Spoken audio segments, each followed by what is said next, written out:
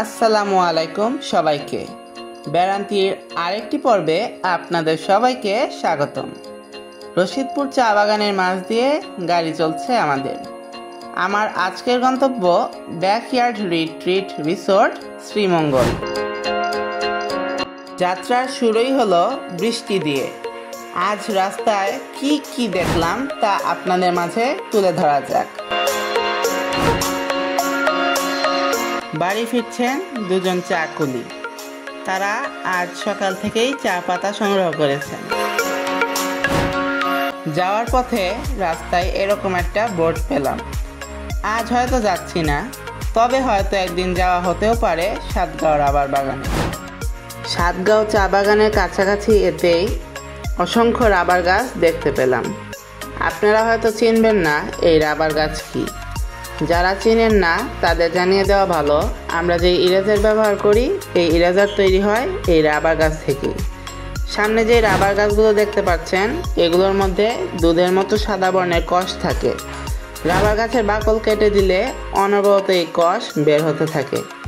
আর rubber গাছের একটি বাটি বেঁধে দেওয়া হয় যাতে কষগুলো সেখানে জমা হয়ে থাকে। পরবর্তীতে এই কষগুলো সংগ্রহ করে কারখানায় প্রক্রিয়াজাতকরণের মাধ্যমেই তৈরি হয় ইরেজার। আর এই গুরুত্বপূর্ণ গাছই এতক্ষণ দেখালাম আপনাদের মাঝে। যেহেতু রিসোর্টে পৌঁছাতে প্রায় বিকাল হয়ে যেতে পারে, তাই দুপুরের খাবার সেরে নেওয়ার সিদ্ধান্ত নিলাম শ্রীমঙ্গলের কুটুমবাড়ি রেস্টুরেন্টে। এই রেস্টুরেন্টটি শ্রীমঙ্গলের রেল স্টেশন রোডে অবস্থিত।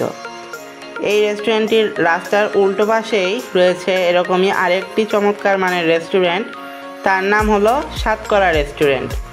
শ্রীমঙ্গল শহরের ভেতর যদি আমি দুইটি ভালো মানের রেস্টুরেন্টের নাম বলি তাহলে কুটুমবাড়ি এবং সাতকরা রেস্টুরেন্টটি এখন পর্যন্ত আমার ফেভারিট লিস্টের সবচেয়ে উপরে আছে।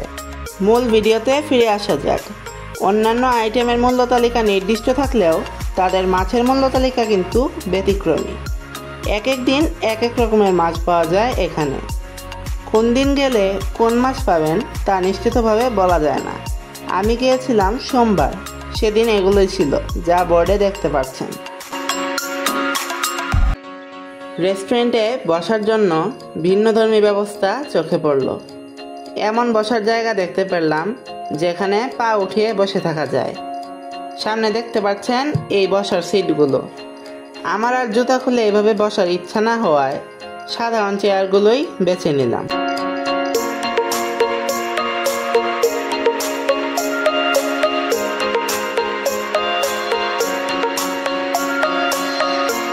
খাবার অর্ডার দিয়ে ভাবলাম আপনাদের একটু ভেতরটা ঘুরিয়ে দেখানো যাক, কারণ খাবার রান্না করতে সময় লাগবে। এখানে জানতে পারলাম তাদের খাবার আগে থেকে রান্না করা থাকে না, অর্ডার দিলে তারা রান্না শুরু করে। রেস্টুরেন্টটি মূলত দুইটি ফ্লোর নিয়ে গঠিত। আমি এখন উপরে উঠতে চলেছি। আসুন আপনাদেরকে দেখাই ওপরটা নিচ থেকে আরও আকর্ষণীয় কিনা।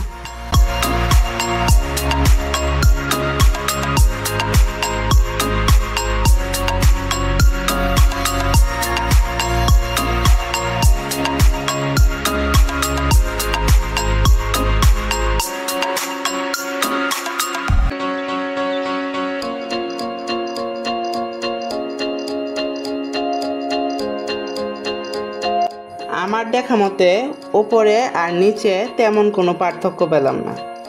তবে ওপরে আর নিচ মিলিয়ে যদি চিন্তা করি তাহলে একসাথে অনেক মানুষ খেতে পারবে, কারণ স্পেসটা অনেক বেশি। আর চলাফেরা করতেও যেন অসুবিধা না হয় সেজন্য টেবিলগুলো নির্দিষ্ট দূরে দূরে বসানো।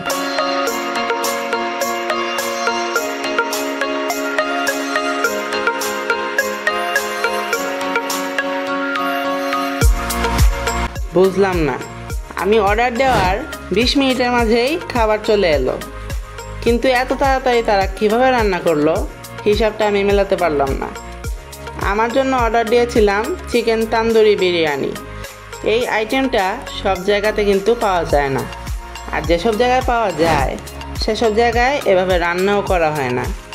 এই খাবারটা কিন্তু খেতে খুবই মজাদার ছিল, আর বিশেষ করে এত পরিমাণে চিকেন ছিল এটার মাঝে যে আপনার রাইস শেষ হয়ে যাবে তাও চিকেন শেষ হবে না। সোজা কথা, এই খাবারটাই আমার সবচেয়ে ভালো লেগেছে তাদের রেস্টুরেন্টে।